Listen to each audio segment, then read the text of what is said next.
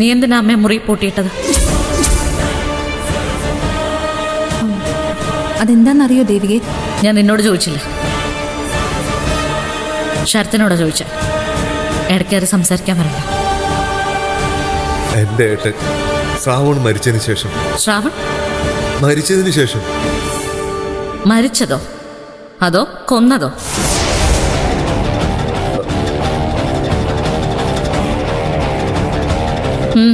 ശരി, മരിച്ചതിന് ശേഷം? അമ്മയ്ക്ക് മനസ്സിന് അത്ര സുഖമല്ല, ട്രീറ്റ്മെന്റിലായിരുന്നു. ശരിക്കും മാറി വന്ന അസുഖം. തലേന്ന് പെട്ടെന്ന് വീണ്ടും ഒന്ന് കയറി തലപൊക്കി. അസുഖം വന്ന അമ്മ വയലന്റ്, ആത്മഹത്യ ടെൻഡൻസി ഉണ്ട്. അതൊഴിവാക്കാനാ മുറി പൂട്ടിയിട്ട്. എന്നിട്ട് ഈ വിവരം ഞങ്ങളോട് എന്താ പറയാതിരുന്നത്? പറഞ്ഞില്ല. സ്വന്തം അമ്മയ്ക്ക് ഭ്രാന്താണെന്ന് ഏതെങ്കിലും മകന് പറയാൻ പറ്റും? നല്ല നാടകം. എവിടുന്ന് കിട്ടി ഈ കള്ളക്കഥ? കള്ളക്കഥയൊന്നുമല്ല, ഇതാ സത്യം. എന്നിട്ട് അമ്മ അങ്ങനെയല്ലല്ലോ എന്നോട് പറഞ്ഞത്. അമ്മ പലതും പറയും, പല നടക്കാത്ത കാര്യങ്ങൾ. എന്തായാലും പറയാ ആ രോഗത്തിന്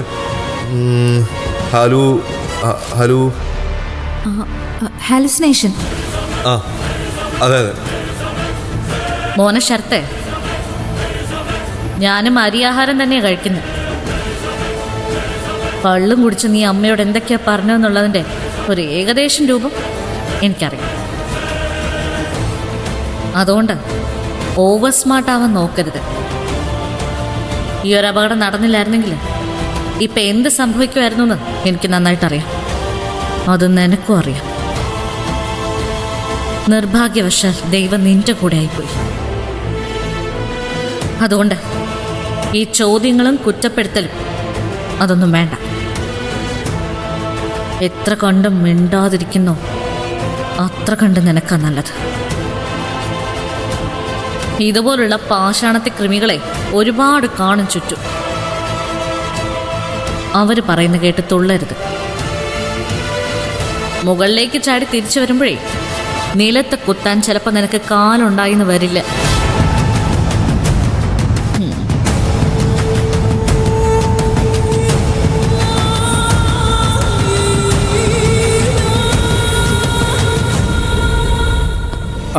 അതെ സർ, ആക്സിഡന്റ് നടന്ന സ്ഥലത്തിന്റെ തൊട്ടടുത്തുള്ള പമ്പില് CCTV ക്യാമറ പരിശോധിച്ചിട്ടുണ്ട്.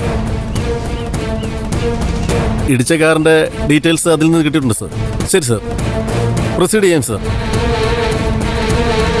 ഇല്ല സർ, അപ്ഡേറ്റ് ചെയ്തേക്കാം. ശരി സർ.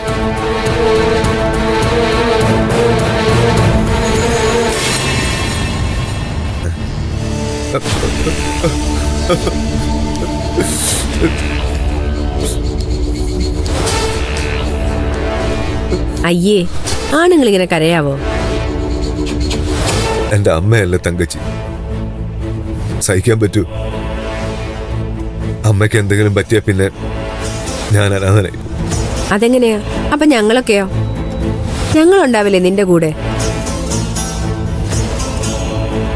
ഇവിടെ നിൽക്കുന്ന ബാക്കിയുള്ളവരുടെ കാര്യം എങ്ങനെയാന്ന് എനിക്കറിയില്ല, പക്ഷേ ഞാനുണ്ടാവും. നിന്റെ അമ്മയ്ക്ക് എന്തെങ്കിലും പറ്റിയാലും പറ്റിയില്ലെങ്കിലും ഞാനുണ്ടാവും നിന്റെ കൂടെ. കാശിനെക്കുറിച്ച് ഓർത്ത് വിഷമിക്കണ്ട. എത്ര രൂപ ചെലവായാലും വേണ്ടില്ല, കൊടുക്കാൻ പറ്റുന്ന ഏറ്റവും മികച്ച ചികിത്സ തന്നെ നമ്മൾ അമ്മയ്ക്ക് കൊടുക്കും. കാശ് ഇന്ന് വരും നാളെ പോവും.